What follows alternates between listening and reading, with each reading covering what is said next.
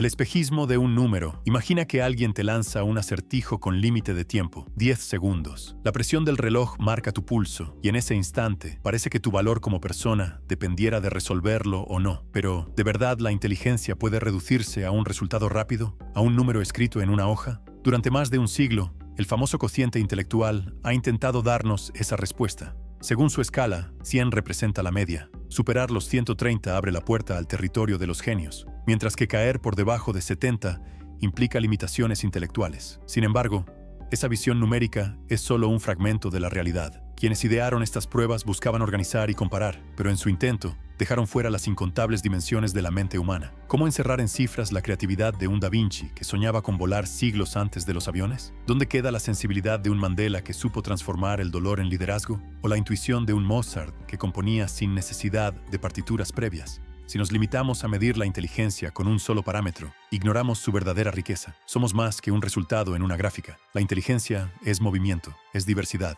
es la huella única con la que cada persona interpreta y transforma el mundo. Críticas al cociente intelectual. El cociente intelectual, a pesar de su fama, no ha estado libre de controversias. Sus críticos insisten en que no mide la inteligencia en su totalidad, sino apenas una parte muy específica, la capacidad lógica y analítica dentro de un marco cultural determinado. En otras palabras, estas pruebas tienden a favorecer a quienes crecieron en entornos con acceso a buena educación, con un idioma y referentes similares a los que plantea el examen. Imagina a un niño en una comunidad rural, lleno de ingenio para resolver problemas de la vida diaria, pero sin familiaridad con los códigos que exige una prueba estandarizada. Su puntaje probablemente será bajo, no porque carezca de inteligencia, sino porque la evaluación no reconoce su manera de interpretar el mundo. Además, tener un resultado sobresaliente en el cociente intelectual no garantiza el éxito en la vida. Existen innumerables casos de personas con altos puntajes que no lograron destacar fuera de un salón de clases o que fracasaron en relaciones humanas básicas. La vida real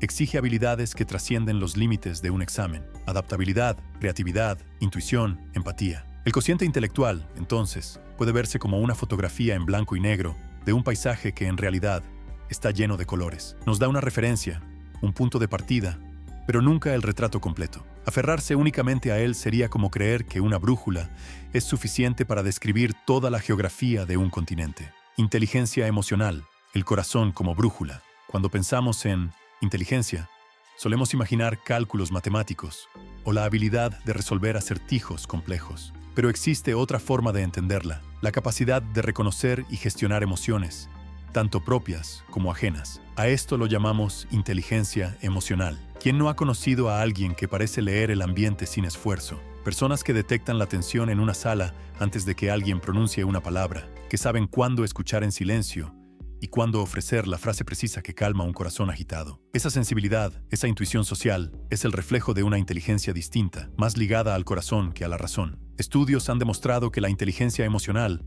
puede ser un mejor predictor del éxito que el cociente intelectual. Es la base de un liderazgo auténtico, de relaciones profundas y de la capacidad de enfrentar conflictos sin destruir vínculos. Lo más alentador es que, a diferencia del cociente intelectual, que tiende a ser estable a lo largo de la vida, la inteligencia emocional puede cultivarse. Se fortalece como un músculo con cada práctica de empatía, con cada esfuerzo por comprender antes de juzgar, con cada intento de regular nuestras reacciones en momentos de tensión. En un mundo donde la tecnología conecta pantallas pero a veces desconecta corazones, esta inteligencia se vuelve más valiosa que nunca, porque, al final, comprender a los demás puede ser tan poderoso como resolver la ecuación más compleja. El test Stanford-Binet. Los orígenes de la medición. Para comprender de dónde surgió la idea de medir la inteligencia con un número, debemos viajar al inicio del siglo XX. Fue entonces cuando Alfred Binet, un psicólogo francés, desarrolló junto a sus colegas la primera escala sistemática para evaluar las capacidades mentales. Poco después, en Estados Unidos, esta escala se adaptó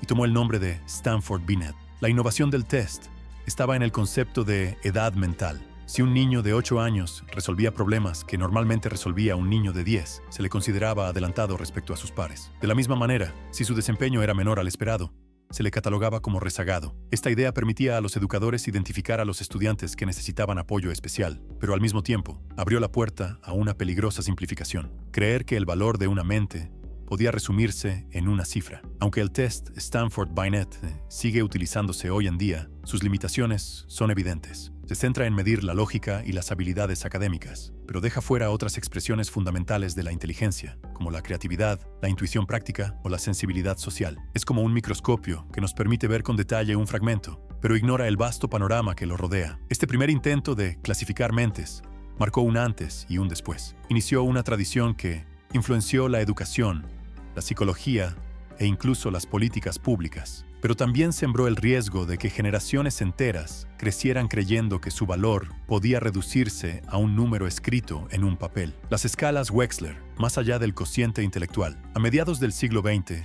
apareció un nuevo enfoque que intentó ampliar la manera de medir la inteligencia. Las escalas desarrolladas por David Wechsler. A diferencia del test Stanford-Binet, que ofrecía un solo puntaje global, las pruebas Wechsler desglosaban la inteligencia en diferentes categorías. Por ejemplo, la escala de inteligencia para adultos de Wechsler, Y8, y la escala de inteligencia para niños de Wechsler, YSC, no solo preguntaban cuánto sabías o qué tan rápido resolvías un problema, sino que evaluaban aspectos como la comprensión verbal, la memoria de trabajo, la velocidad de procesamiento y las habilidades de razonamiento perceptivo. Este cambio fue significativo porque reconocía que dos personas con el mismo cociente intelectual podían tener talentos muy distintos. Una podía destacar en razonamiento verbal, mientras que otra brillaba resolviendo rompecabezas espaciales o detectando patrones visuales. Así, las pruebas Wechsler ofrecían un retrato más detallado y matizado de las capacidades de cada individuo. Sin embargo, aún con este avance, la limitación permanecía. Seguíamos midiendo la mente bajo parámetros rígidos y estandarizados. Se trataba de una inteligencia de laboratorio, útil para diagnósticos académicos o clínicos, pero todavía incapaz de capturar la esencia creativa, social o emocional de una persona.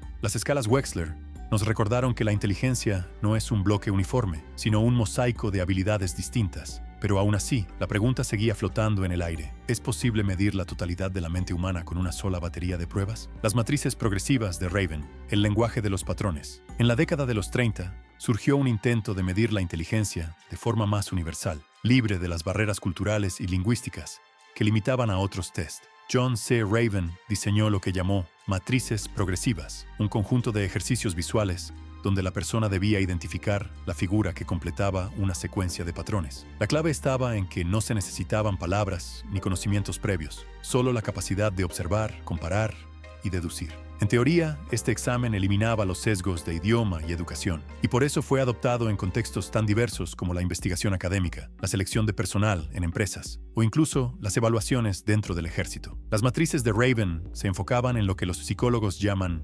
inteligencia fluida, es decir, la habilidad de razonar y resolver problemas nuevos en tiempo real, sin depender de información aprendida. Resolver estos patrones era como entrar en la mente pura del razonamiento abstracto. Sin embargo, aunque más justo que otros test, el método también tenía límites. No medía la creatividad, la sensibilidad social, la intuición artística, ni la capacidad de comunicación. En otras palabras, nos daba una radiografía de la lógica en acción, pero ignoraba la vida emocional y cultural que define lo humano. Las matrices de Raven recordaron al mundo que la inteligencia es más que memoria y vocabulario, pero también evidenciaron que ninguna prueba, por objetiva que parezca, logra capturar la totalidad de la mente. Las inteligencias múltiples, el mapa diverso de la mente. En los años 80, el psicólogo Howard Gardner sacudió el mundo académico con una propuesta revolucionaria, la teoría de las inteligencias múltiples. Según su visión, no existe una única forma de ser inteligente, sino al menos 9 maneras diferentes en las que la mente puede manifestar su brillantez. La inteligencia lingüística, por ejemplo, se refleja en quienes dominan el arte de las palabras,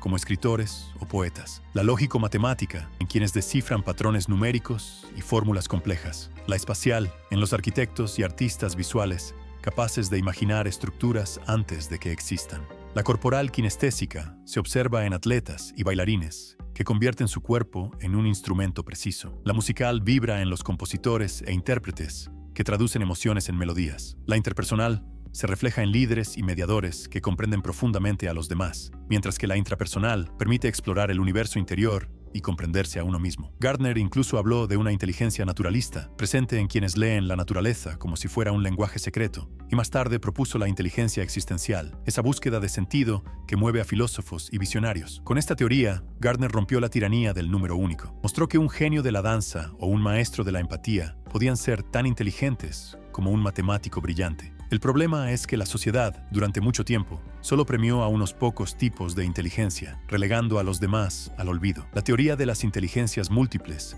abrió los ojos a millones de personas. Nos recordó que cada mente es un mapa diverso y que valorar esa diversidad puede transformar no solo la educación, sino también la forma en que nos relacionamos como humanidad. La creatividad, la inteligencia que imagina lo imposible. Si bien las pruebas tradicionales se centraban en resolver problemas con una única respuesta correcta, hubo investigadores que se preguntaron, ¿y qué pasa con quienes inventan nuevas preguntas? De allí nacieron las pruebas de creatividad, como el Torrance Test of Creative Thinking, diseñadas para evaluar la capacidad de pensar de manera divergente, es decir, generar múltiples soluciones ante un mismo desafío.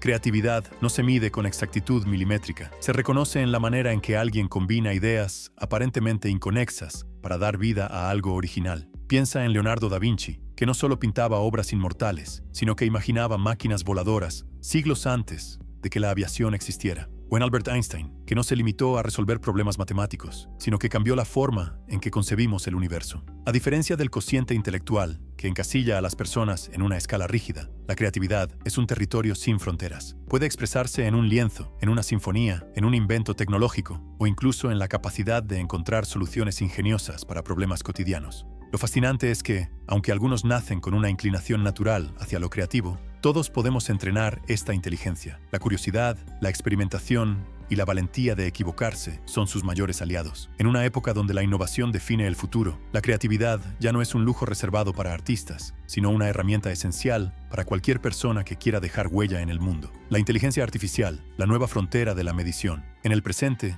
la idea de medir la inteligencia ha dado un salto hacia territorios que antes parecían ciencia ficción. La inteligencia artificial se ha convertido en una herramienta capaz de analizar aspectos de la mente humana que ningún test tradicional había considerado. Hoy, los investigadores utilizan algoritmos para observar cómo resolvemos problemas en tiempo real, cómo tomamos decisiones bajo presión o qué patrones seguimos al procesar información. Con la ayuda de escáneres cerebrales, registros de actividad neuronal e incluso estudios genéticos, la IA promete construir un retrato mucho más profundo de lo que significa ser inteligente. Ya no se trata solo de responder a una serie de preguntas en papel, sino de entender la dinámica del pensamiento como un proceso vivo, en constante movimiento. Algunos creen que, con el tiempo, la inteligencia artificial podrá crear un sistema de evaluación que evolucione junto a nosotros, adaptándose a nuestras particularidades, en lugar de forzarnos a encajar en un molde. Por supuesto, este avance también plantea dilemas. ¿Queremos que máquinas definan nuestra capacidad intelectual? ¿Qué riesgos existen si esa información se usa para clasificar, seleccionar o excluir personas? Tal vez estemos frente a una oportunidad única, redescubrir lo que significa ser humano a través de la mirada de una tecnología que, paradójicamente, busca imitarnos. Lo cierto es que la inteligencia artificial abre un nuevo capítulo, uno en el que medir la mente no será un simple resultado numérico, sino un mapa complejo en el que cada detalle cuenta. Más allá de los números, la verdadera esencia de la inteligencia. Después de recorrer un siglo de intentos por medir la mente humana, queda claro que la inteligencia es demasiado vasta para encasillarla en una sola cifra. El cociente intelectual nos mostró una forma de comparar. Las escalas Wechsler ampliaron la mirada. Las matrices de Raven intentaron eliminar los sesgos. Gardner nos habló de múltiples inteligencias. Las pruebas de creatividad celebraron la imaginación y la inteligencia artificial abrió la puerta a un futuro aún incierto. Cada uno de estos enfoques aportó piezas valiosas, pero ninguno logró completar el rompecabezas. La verdad es que la inteligencia no se limita al razonamiento lógico ni al conocimiento acumulado. También es emoción, intuición, sensibilidad, capacidad de adaptación y, sobre todo, la manera en que usamos nuestras habilidades para transformar el mundo que nos rodea. Una persona puede no destacar en un examen estandarizado y, aún así, ser brillante en la forma en que cuida a otros, resuelve problemas prácticos o crea belleza donde antes no existía nada. Reducir la mente a un número sería como intentar medir el océano con una regla. Podemos calcular olas, corrientes y mareas, pero nunca abarcar la inmensidad de sus profundidades. La inteligencia es dinámica, diversa y única en cada individuo. Quizá el verdadero reto no sea encontrar la prueba perfecta, sino aprender a reconocer y valorar las diferentes formas de inteligencia que existen. Porque al final, no es el puntaje en un examen lo que nos define, sino la huella que dejamos en la vida de los demás y en la historia que construimos día a día.